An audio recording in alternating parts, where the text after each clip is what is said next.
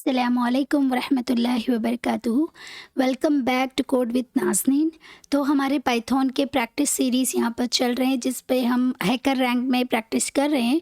तो हमारे अभी 4 क्वेश्चंस कंप्लीट हो चुके हैं, जिसमें हमने फर्स्ट क्वेश्चन हेलो वर्ल्ड को किया, next if else, arithmetic operators, division. तो आज इस वीडियो में हम लूप्स को कवर अप करेंगे। लूप्स के जितना ये प्रॉब्लम हम इसको सॉल्व करने की कोशिश करेंगे। ओके, तो चलिए स्टार्ट करते हैं।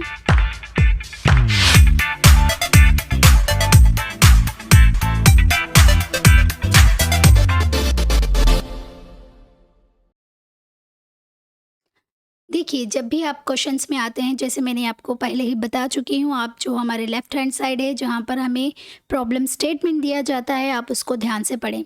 यहाँ पर आपको टास्क मिला हुआ है कि ये बता रहे हैं कि यहाँ पर एक कोड, एक इंटीजर को लिया जा रहा है एन वेरिएबल में, जहाँ पर नॉन नेगेटिव इंटीजर्स होंगे। नॉन नेगेटिव इंटीजर्स मतलब नेगेटिव नंबर्स यहाँ पर नहीं रहेंगे, ज़ीरो से स्टार्ट होंगे।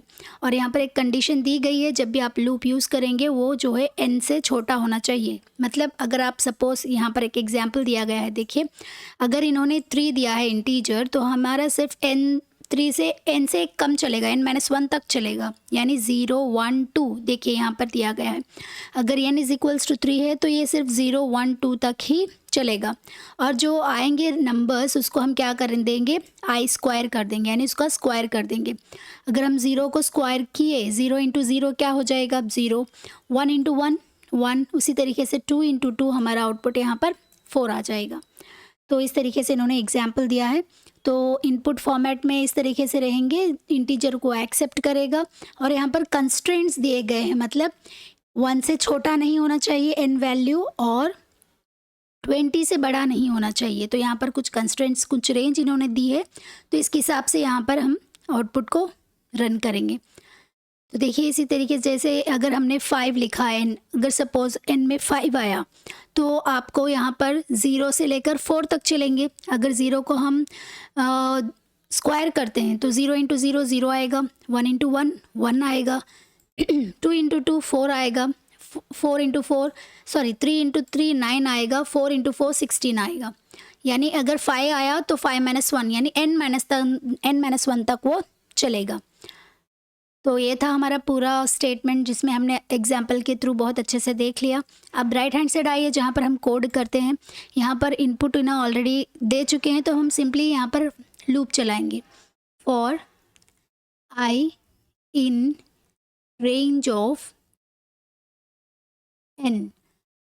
क्योंकि आप इस तरीके से लिखेंगे तो वो n-1 तक चलेगा।